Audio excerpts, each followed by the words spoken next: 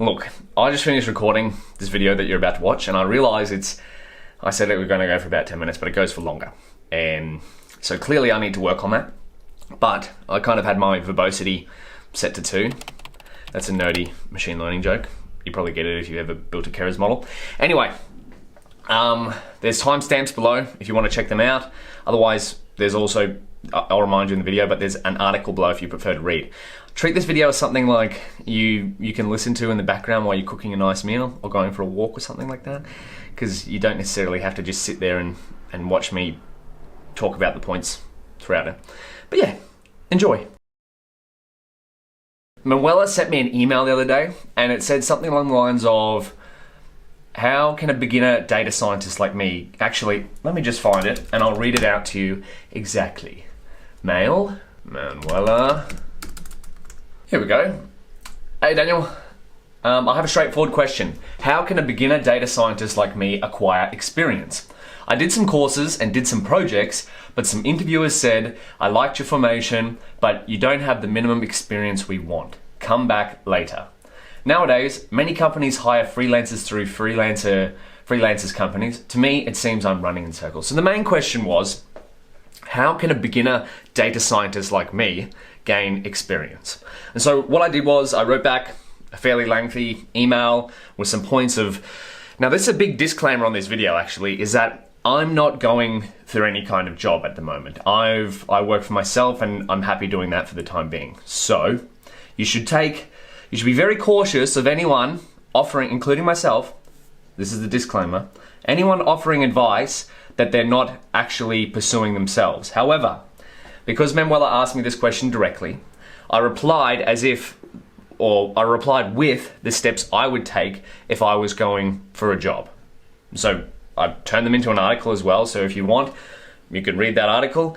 But what we're going to do in this video is the next 10 minutes or so, I've even got a stopwatch here to kind of make sure I'm on time. We're going to just talk through some of those points and I'm going to riff on them as soon as I get my dogs.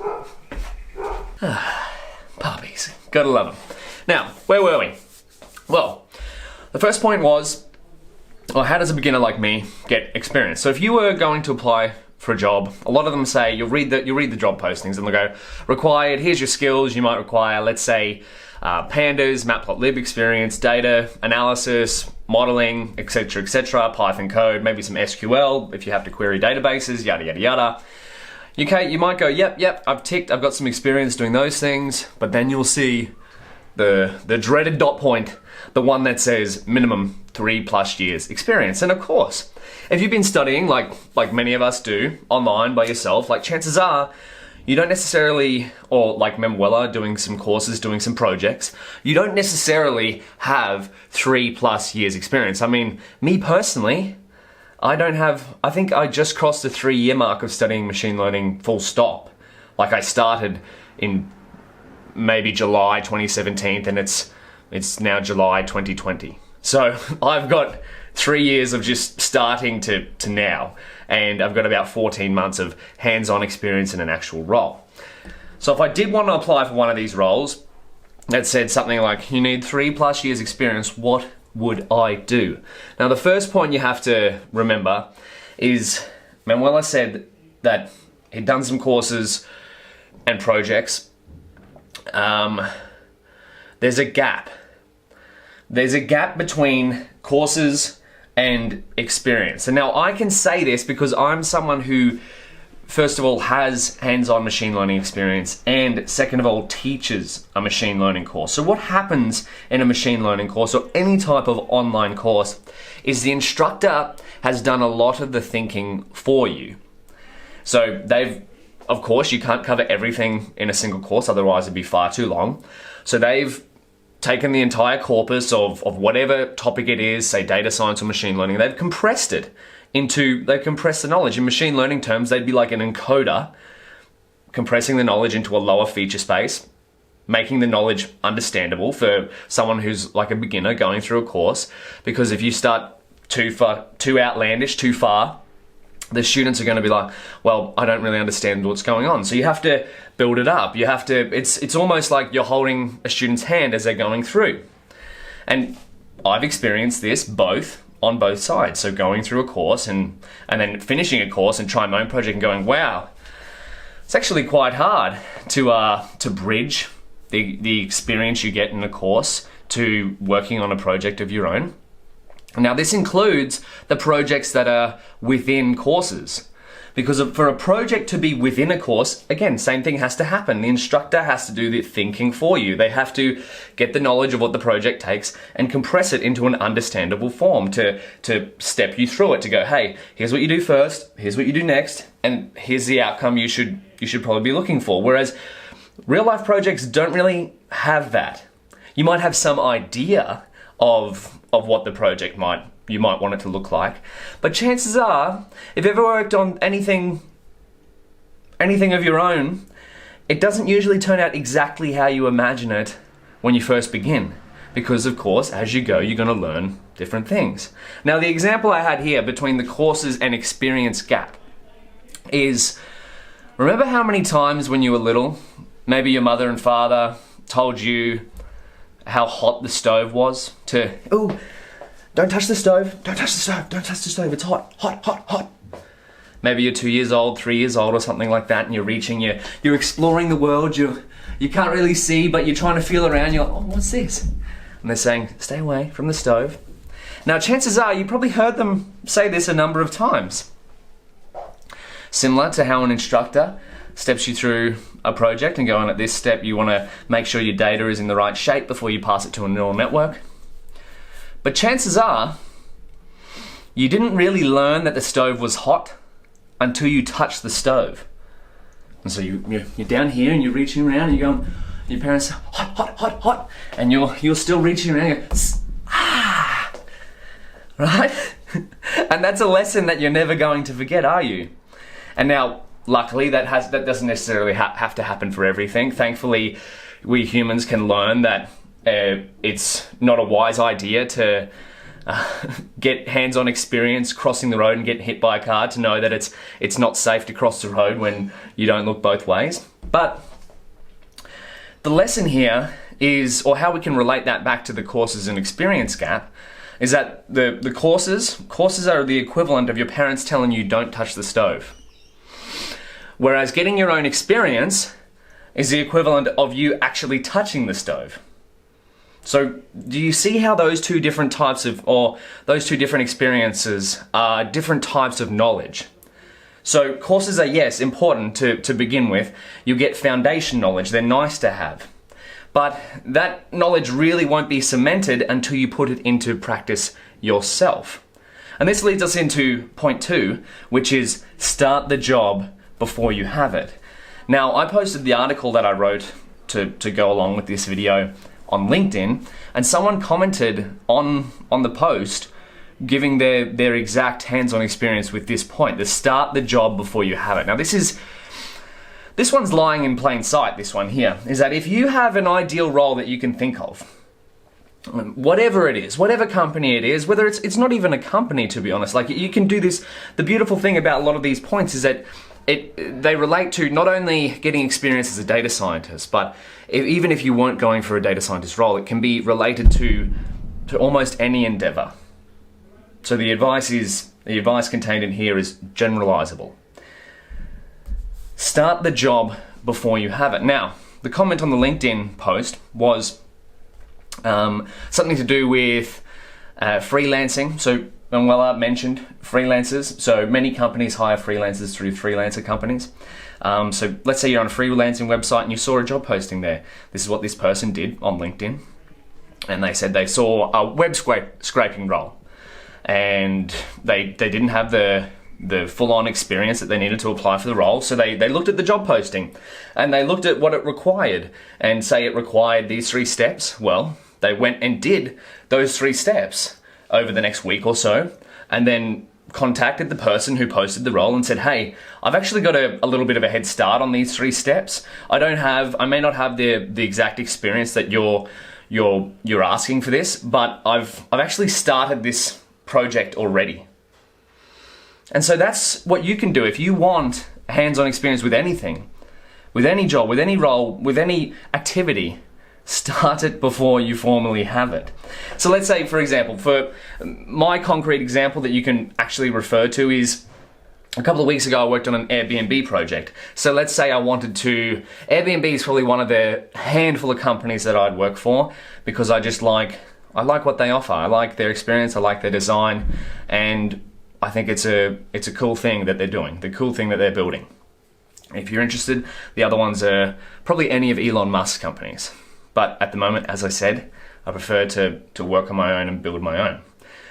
Anyway, to get experience, I replicated one of Airbnb's machine learning projects. So they posted an article, it was amenity detection, which is using object detection computer vision to understand different pieces of furniture in a photo. So say, for example, you uploaded a photo of your house to Airbnb.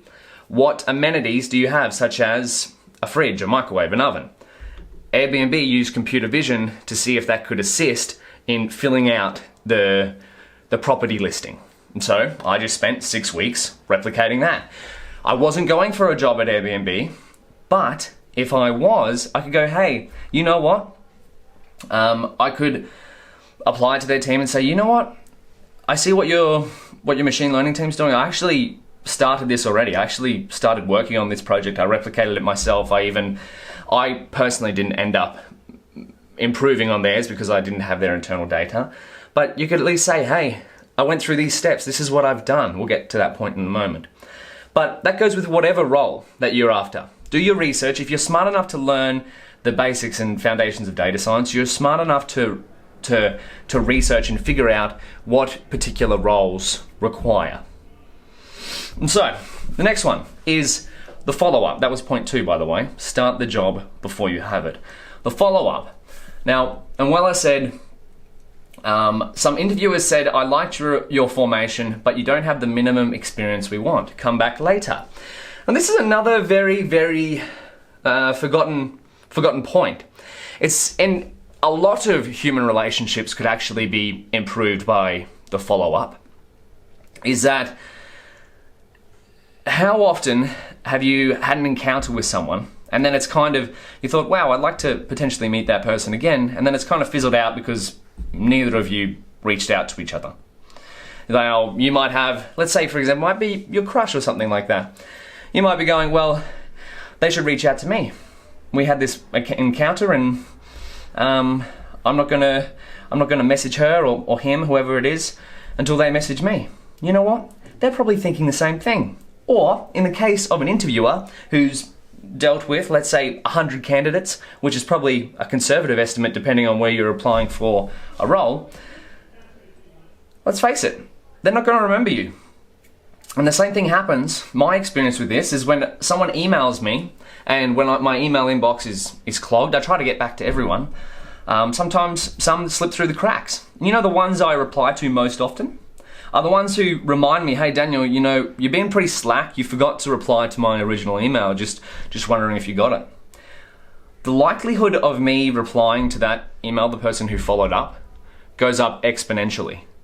So the follow-up is non-linear. So if you think your first action of getting an interview was stage 1, and then if you followed up, that's level 2. No, it's more like level 10. If you follow up and you go, hey, if I was Manuela and I went and got experience, went and started the job before I had it, the follow-up would be, hey, you know what, I took on your feedback, I went and got some experience, here's the project I worked on, just thought I'd let you know.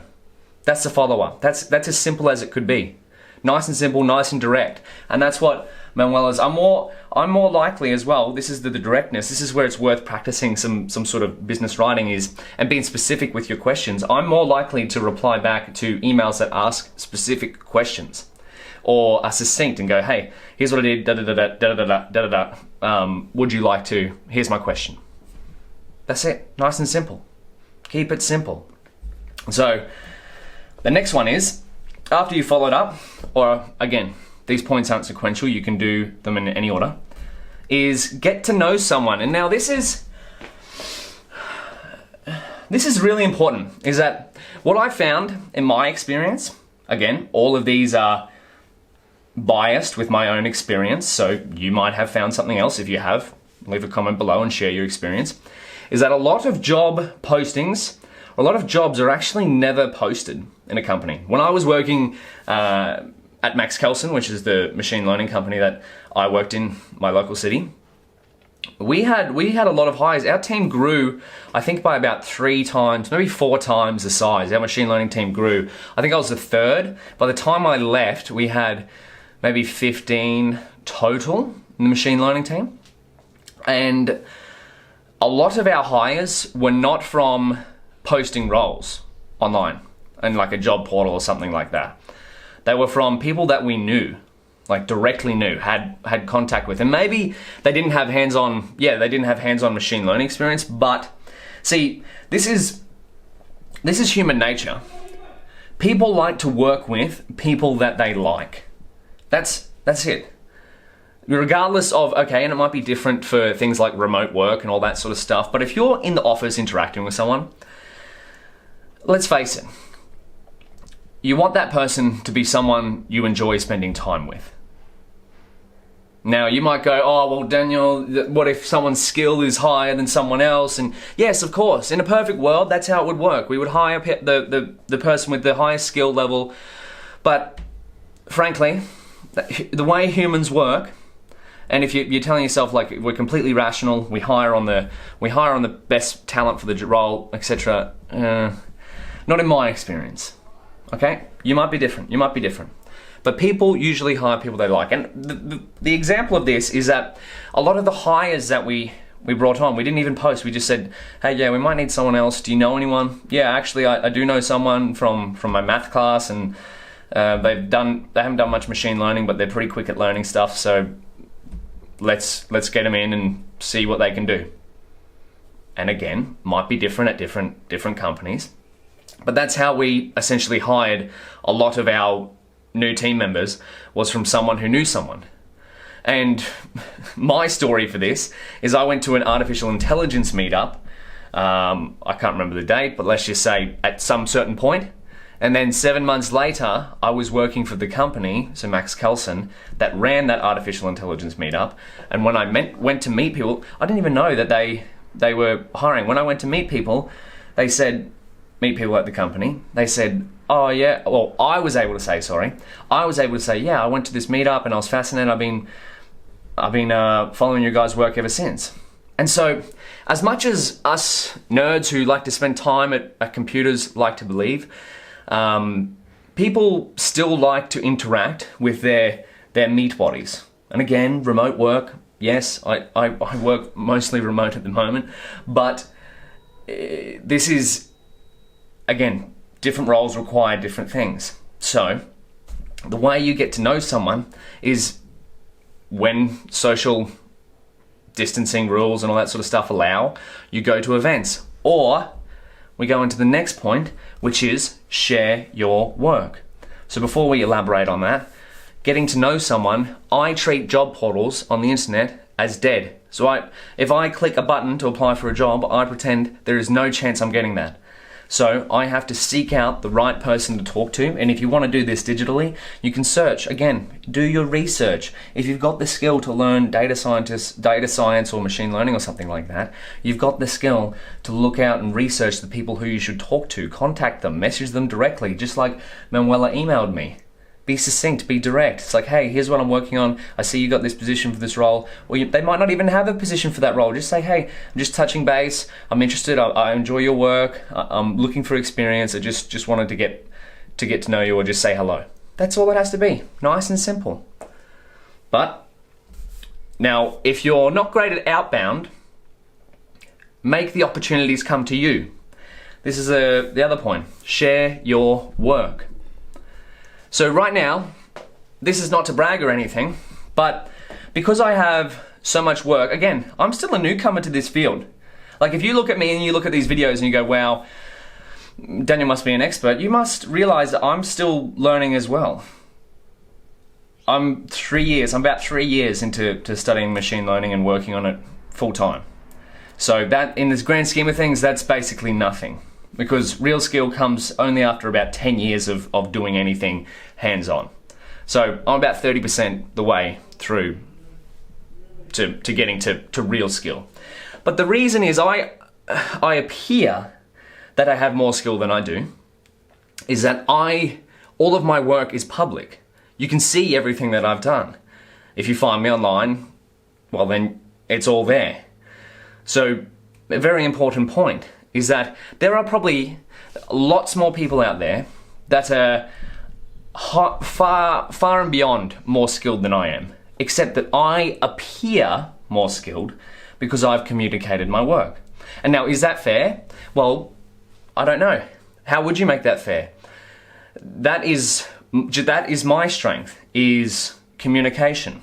And now, again, could always do with some improving. I'm not here to brag, I'm just telling you that is why I appear as having skill, and that is why I have, at the moment, more inbound opportunities. So like people emailing, hey, would you like to work on this?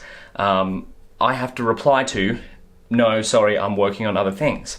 So if the opportunities that you're applying outbound aren't coming in, make them come to you. Again, I'm not doing this to brag. I'll be very upfront with you with the things I'm good at, the things I'm not good at. I'm just showing you an example of why it's important, or one of the points is share your work. So if you are working on something, if you did work on a project, if you did start the job before you have it, let someone know. Even if it doesn't work out, you could share the lessons and go write it up in an article. The best thing I've done in the last 3 to 4 years is write about what I've been working on. Hands down, that has brought me more opportunities than anything else, is just by writing out. Even if it doesn't work, I write about the story that, hey, I'm doing this, this is what I tried, these are the steps I took. So that is your experience. And if someone looks at that and doesn't call that experience, well, hey, you probably don't want to work there, right? Like if you've gone out of your way to go research, I've got some foundational skills with courses, I've started the job before I had it, I wrote about what I was doing, because these are all things that you're going to actually be doing on the job, right? You're going to be starting a project that you don't know how is necessarily going to finish. Again, you might have some sort of idea in mind of how it looks, but likelihood of that changing along the way is very high. And then at some point, you're going to have to communicate to others, here's what I've actually been doing. And so you can do all of those steps before you sign a contract and start an actual role. No one's holding you back. Like these things are all out there, all the projects, they just require some effort from you. And so, we'll just quickly go back through what we've talked about. The courses and experience gap, remember, my question back to Manuela would be, okay, you've done some courses and some projects. Have you touched the stove yet? Because no matter how many times your parents told you, careful, the stove's hot. My guess is you didn't learn until you got burned. Number 2 was start the job before you have it. Nothing is holding you back from starting whatever role. Such as, like if you want to make videos, point your camera on, start shooting. If you want to write articles, type on your keyboard, press publish. The first ones are probably going to be pretty crap. You can go back and watch all of my original videos. Me sitting in my car, pretty crap. You can go back and read my beginning articles, pretty crap. They got better with experience. If you want to work at a tech company, research the kind of role you may want. Doesn't have to be exact. Then start it. The first time you work on a project like that, it's probably going to be pretty bad. But you're not compare yourself to where you were at the beginning of the project and the end of it. And if you want to shorten the time span, give yourself 6 weeks. Worst case, it's only 6 weeks. Best case, you learned a whole bunch. That's what I did with my Airbnb project. Number 3 was the follow-up. Remember, steps in communication are often non-linear. You might have one interaction with someone and it went great. Then the amount of times that those interactions sort of just faded off into the dust because someone forgot to do the follow-up, you probably can't count them. So, follow back up. Hey, here's what I've done. Just following back up. And then will it always work? Maybe, maybe not. Number 4 is get to know someone. You might not have to think of it like this, but I'd tell myself, job portals are dead. If I click that button, it's always a no.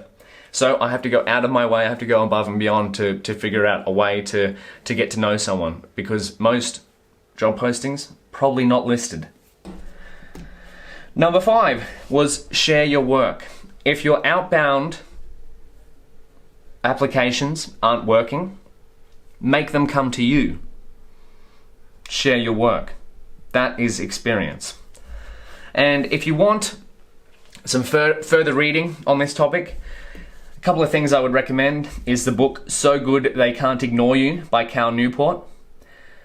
Basically self-explanatory by the title, but if you're not sure, it's just improve at your skill so that, and share your work of course, so that you're so good that people can't ignore you. But if you want to read 300 pages on that, you can.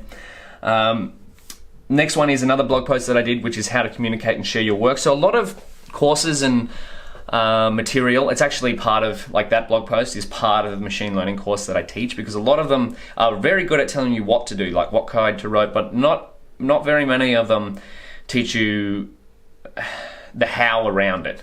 So I'm not talking about how to write the code itself, I'm talking about what to do outside of the code, because what you'll find is that, okay, a lot of actually building things and delivering products and whatnot is, of course, you need the code. That's fundamental. I'm not delusional. You need that before you show people your work.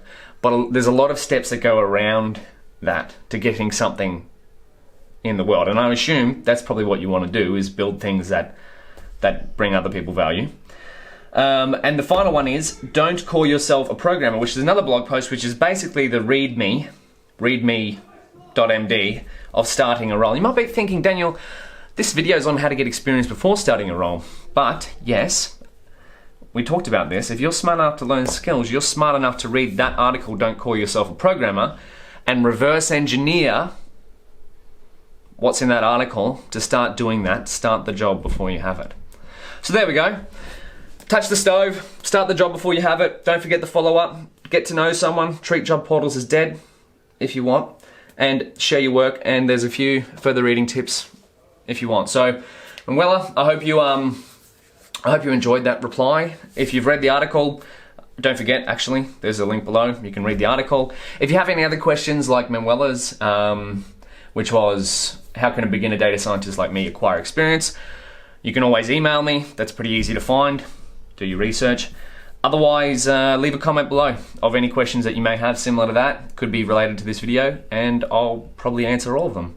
But as always, keep learning, keep creating, and touch the stove.